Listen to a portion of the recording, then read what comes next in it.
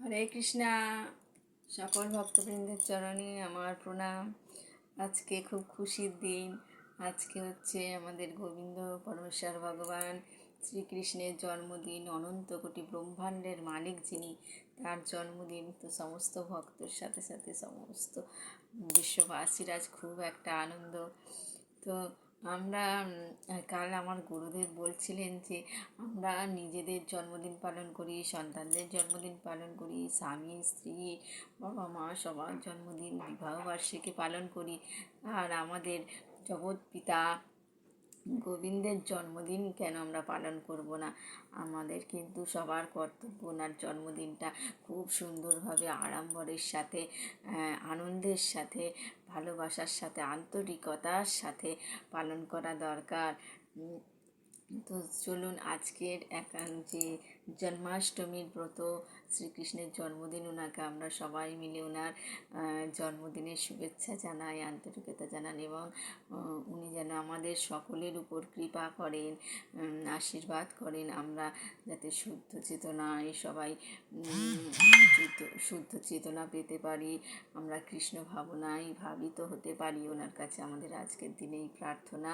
আর আজকের দিনটা আমরা সবাই কাটাবো হরিনাম সংকীর্তন করে, অনেক অনেক জপ করে, তারপরে গীতা পড়বো, ভাগবতাম পড়বো, তারপরে জপ বললাম, অনেক জপ করব।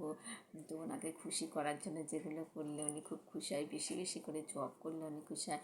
আজকে আমি 3টেই উঠেছি, উঠে মঙ্গল আরতি 4:30 ধরেছি। তো মঙ্গল আরতি করার পর, গুরুদেব আরতি করার পর, তুলসী আরতির পর, গুরুদেবের আরতি করার পর 5:30 দিয়ে আমি জব করেছি। আজকে 15 মালা জব আমার হয়েছে। দেখুন চোখটা যেন আমার ঘুম ঘুম লাগছে, জব করলে না খুব ঘুম আসে। 15 মালা জব করে আজকে ভিডিও করতে বসেছি। বলি আজকে একটু তোমাদের সাথে কথা বলি জন্মাষ্টমী। তো আজকে খুবই আনন্দ লাগছে। আজকে আমার বাড়িতে আমি কোনো অনুষ্ঠান রাখিনি, কারণ এই মুহূর্তে আমার সেরকম সামর্থ্য হয়নি যে জন্মাষ্টমীর উৎসবটা পালন করব। আজকে আমি একটা মাতাজির বাড়ি নিমন্ত্রণ আছে, ওখানে যাব বিকালবেলা। তো সারা রাত তো জাগার ব্যাপার থাকে। আজকে রাত 12টার সময় সেখানে অভিষেক, সন্ধ্যা আরতি হবে সেই মাতাজির বাড়ি। তারপরে রাত্রে 12টার সময়, 12টার আগেই অভিষেক আরম্ভ হবে। অভিষেক করে 12টার মধ্যে ভগবানকে সুন্দর করে আবার সাজিয়ে হচ্ছে কি সিংহাসনে বসিয়ে আবার আরতি হবে রাত্রে। তারপরে হচ্ছে অনুকল্প প্রসাদ পাওয়া হবে, পেয়ে রাত্রে সারা রাত হয়তো জাগবো না, কারণ তার পরের দিনে আমাদের নন্দ উৎসব হয়। আমরা আজকে জন্মাষ্টমীর দিনে ভগবানকে কোনো কিছু কিন্তু খাবার দিই না, কারণ আজকে আমাদের পঞ্চরবি শস্য খাওয়া যাবে না, নিষিদ্ধ আছে। আজকে দিন আমরা ফল প্রসাদ সারাদিন ভগবানকে দেব।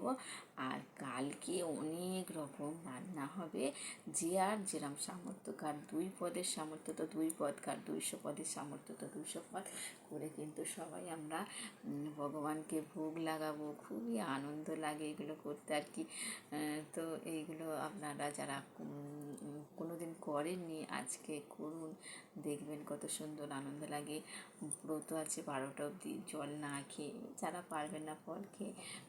আমি আগে একটা ভিডিও করেছিলাম এই ব্যাপারে, আর আজকে আবার একটা করছি। তো সবাই খুব সুন্দরভাবে জন্মাষ্টমী ব্রতটাকে আনন্দ উপভোগ করুন। কৃষ্ণের জন্মদিন বলে কথা, আমাদের জগৎপিতা বিশ্বব্রহ্মাণ্ডের মালিকের জন্মদিন বলে কথা, যার কৃপায় আজ আমরা কথা বলতে পারি, আজ আমি এই যে আছি কথা বলতে পারছি, তা তো তার কৃপায়। তো খুব ভালো লাগছে আজকের দিনটা।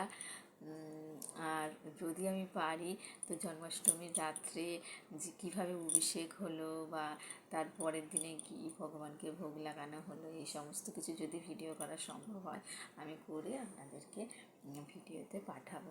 ঠিক আছে? আজকে অনেক অনেক সব কৃষ্ণ নাম করুন, শুধু কৃষ্ণ নাম করুন, ভগবানকে খুশি করুন। জীবনে আমাদের খুশি থাকতে গেলে ওনার খুশিটা খুব জরুরি আছে। ঠিক আছে? রাধে রাধে।